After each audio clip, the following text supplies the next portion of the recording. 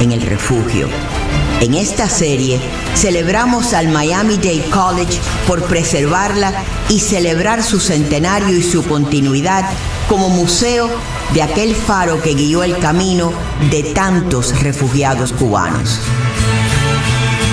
Cuando salí de Cuba, dejé mi vida, dejé mi amor. Pues bien, regresamos. Gracias por seguir en sintonía con Ninosca en la Nueva Poderosa. El Miami-Dade College, y en especial su presidenta Madeleine Pumariega, se han dado a la tarea de preservar esa maravillosa torre de la Torre de la Libertad. La Torre de la Libertad que va a cumplir 100 años este año. Eso es algo increíble, pero son 100 años que marca, más allá de lo que fue el refugio, la historia de Miami, de nosotros como comunidad y de esta ciudad.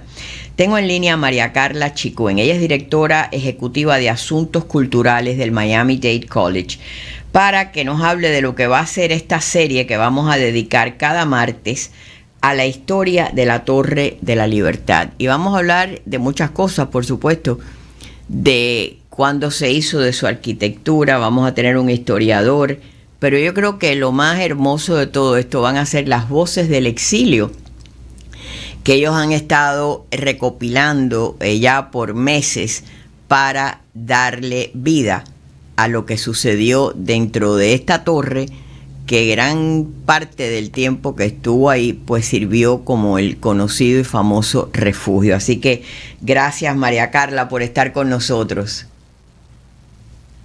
Buenas tardes, muchas gracias a ti, Ninosca, y a todo el equipo por recibirnos, por todo el apoyo brindado a la Torre de la Libertad y a Miami-Dade College. Estamos tan contentos de celebrar este año con todos en la ciudad, con nuestra comunidad, el gran centenario de la torre y su reapertura después de una gran renovación que espero todos puedan disfrutar este año. La torre, más allá de los años que fue el refugio, que fueron alrededor de unos 10 años, un poquito más, ¿no? Una década como un centro de refugiados. La torre también tiene momentos muy especiales para esta comunidad, ¿no? El entierro, el velorio de Celia Cruz, que fue allí. Han habido exhibiciones, han habido protestas frente a la torre, han habido actividades que se han hecho, inclusive estando cerradas, se celebraban actividades allí en la escalinata de la torre. Así que la torre siempre de una forma u otra ha marcado a esta comunidad. Cuéntanos un poco de todas esas voces que han formado parte de la historia que ustedes han estado recopilando. Así es, Ninosca, en los últimos años hemos recopilado más de 300 testimonios de miembros de nuestra comunidad, incluyendo voces que han estado íntimamente vinculadas a la historia del edificio, como por ejemplo muchos exiliados cubanos que fueron procesados luego de su llegada de Cuba en la torre y donde recibieron servicios médicos, donde iban a la clínica del dentista. También era el lugar donde recibían alimentos, ayuda para encontrar trabajo o poder ingresar en sus estudios. También hemos podido entrevistar y honrar la historia de la torre y sus orígenes como sede del Miami Daily News, un rol que realmente para nosotros es muy importante, porque antes de ser conocida como The Freedom Tower, la Torre de la Libertad, era conocida como The Newspaper Tower, la torre del periódico más antiguo de Miami. Y hemos podido entrevistar a antiguos editores y reporteros del periódico, así como figuras vinculadas al funeral de Celia Cruz, también antiguos custodios de la torre, ¿verdad? Como lo son la familia Mas y la familia Martin. Pero para nosotros ha sido muy importante, sobre todo, dar la bienvenida a cada miembro de la comunidad de Miami a compartir su historia, porque la torre realmente es un edificio histórico que representa ese espíritu de Miami, de poder venir en busca de oportunidad, de nuevos comienzos que dan paso a grandes historias que nos han marcado como un ejemplo, ¿verdad?, de perseverancia, de esperanza. Y cada miembro de la comunidad tiene una historia que puede realmente conectarse con la torre como ese faro de esperanza. Yo recuerdo en una ocasión cuando ya Jorge Amás Canosa lamentablemente había fallecido, o no había fallecido, pero ya habían comprado la torre, y abrimos la torre, fue la visita del Papa a Cuba, y ahí se desplegó el manto del genocidio con los nombres de tantos víctimas del régimen de Fidel Castro. Y había un joven que inclusive se declaró en huelga de hambre y le dimos el espacio para que estuviera allí. Pero anunciamos que la torre iba a estar abierta, la torre llevaba tiempo cerrada, y ahí habían personas que entraban, se arrodillaban y empezaban a llorar. Entonces, sí, son unos sentimientos y unos recuerdos, porque inclusive algunos no eran ni siquiera las personas que lo habían vivido, sino los hijos. Y aquello fue, no sé, esas son cosas que siento que no se captaron en cámara como se debieron haber captado, pero es parte de la historia de esta comunidad. Sí, va a ser muy especial el poder recibir de nuevo a la comunidad dentro de la torre, aún las personas que la conocían de antes o incluso que fueron procesados, ¿verdad?, en la torre, que es un momento de la vida que nunca olvidan. Pero también vemos miembros de la comunidad que saben la importancia de la torre y a su vez cuando entran se dan cuenta de que es un edificio especial por su historia, ¿verdad?, por todos los hechos que han ocurrido adentro. Inevitablemente hay personas que en cuanto llegan se echan a llorar. Esto lo vemos casi semanalmente. Y para nosotros es un privilegio en Miami-Dade College el poder ser parte de estos momentos que sabemos lo especiales que son para nuestra comunidad y también de documentarlos, que es algo muy importante a lo que aludes. Y a través de nuestra labor de renovar la torre y crear nuevas exhibiciones, hemos sido muy conscientes del esfuerzo de documentar las experiencias de nuestra comunidad, de crear los archivos de la Torre de la Libertad que van a ser parte del edificio cuando reabra, porque es una historia que no podemos perder, nos representa y es muy importante que las futuras generaciones, ¿verdad?, sepan de dónde vienen, sepan de la experiencia de sus padres y sus abuelos. Y para Miami-Dade College como institución educativa es muy importante que nuestros estudiantes, ¿verdad?, que tenemos más de 120,000, o sea que tenemos una oportunidad única de hacer conocer esta historia, de que podamos incluso en los currículum, que podamos a través de visitas con aulas y profesores poder brindarles esta historia. Y más allá, porque se convirtió en esos años como una especie del centro de lo que estaba pasando en Miami, ¿no?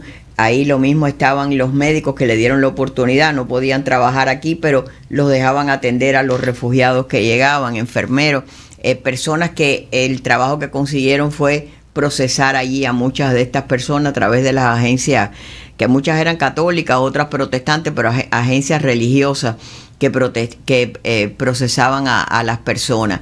Y también este era el centro donde cuando las personas que llegaban, no es como ahora que tienen estampillas de alimentos, tenían que ir a buscar una caja donde les ponían leche en polvo, queso, una carne enlatada que había, y esos eran los alimentos que daba mantequilla de maní, que los cubanos no entendían lo que era aquello, pero eso era la ayuda que había y muchas personas se alimentaban de eso porque habían llegado de Cuba sin nada, absolutamente nada. A veces las personas te decían, llegué con los 10 centavos, que era lo que costaba llamar por teléfono para que alguien lo fuera a buscar al aeropuerto. Hasta ese riesgo se corrían, ¿no? Así que va a ser muy interesante en estas próximas semanas, todos los martes, vamos a tener un capítulo de la torre hasta que culminar con probablemente tengo entendido que será en septiembre, creo, no se sabe todavía la fecha, pero que se inaugure esta torre, y yo creo que eso es algo que tenemos que celebrar, que tenemos que preservar. Yo el otro día que estuvo aquí la presidenta Pumariega, y ella hablaba de cómo ella encontró en una bolsita después que su mamá falleció, las cosas, y con la letra de su padre escrito los formularios que había que llenar.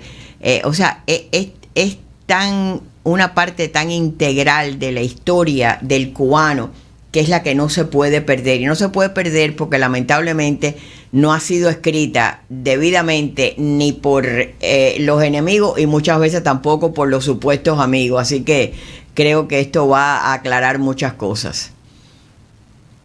Sí, para nosotros era muy importante el poder reflejar esa historia a través de las propias voces de la comunidad. Y por eso nos dimos a la tarea de crear este archivo de testimonios que, bueno, ya cuenta con más de 300 participantes, y nuestra meta es poder grabar tantas voces como sea posible, porque sentimos que cada miembro de la comunidad tiene una historia importante que contar, y que el college, siendo el college de la comunidad, ¿verdad? Miami-Dade College, tenemos esa oportunidad.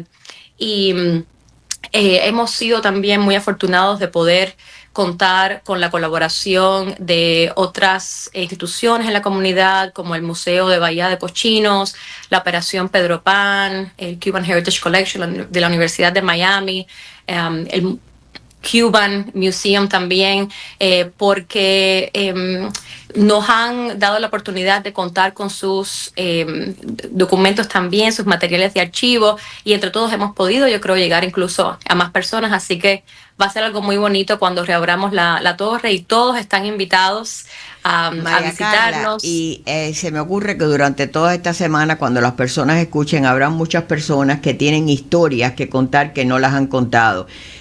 Cartas, yo creo que las cartas son un documento. Un recuerdo que yo tengo de niña de esa época es que no me preguntes por qué, pero el cartero venía 2 veces al día, y a mí aquello casi que no me gustaba, porque cuando llegaban cartas de Cuba siempre eran malas noticias en aquella época, ¿no? Pero era 2 veces al día, y muchas de esas cartas, yo creo que las cartas son un instrumento tan valioso para la historia que se vivió en ese tiempo, que quizás personas que tengan cartas que puedan donar, otros que quieran, ¿dónde pueden comunicarse con ustedes para los que quieran dar ese testimonio? Muchísimas gracias, Ninoca. Sí, estamos recibiendo solicitudes para grabar entrevistas constantemente, y para nosotros es un placer recibir a todos los miembros de la comunidad de nuestros campuses y grabarlos, así como ver quizás fotografías, cartas y otros documentos que quisieran presentar, ¿no? para nuestros archivos. Pueden visitar mdc.edu,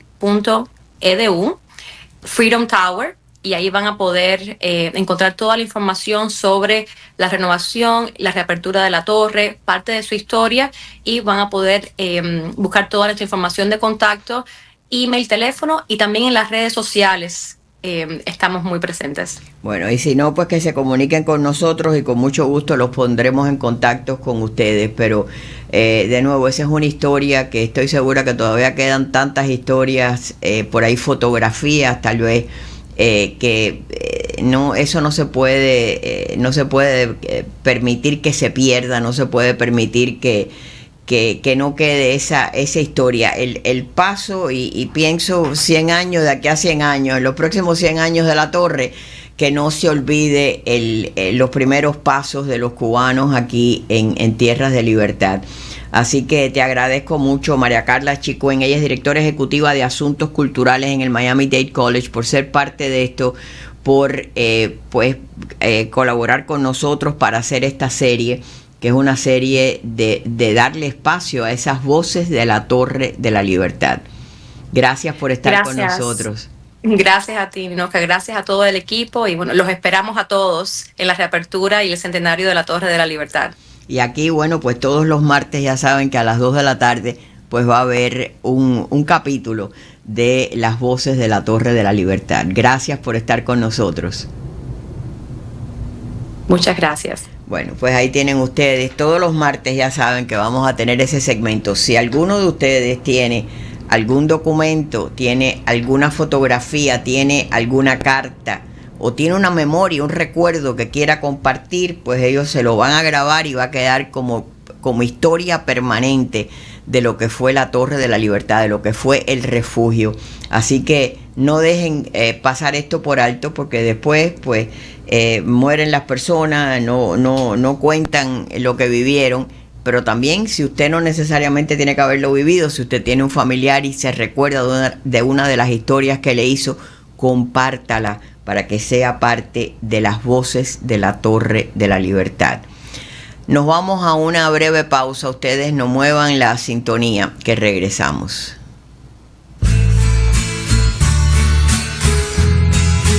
El exilio es una experiencia que hay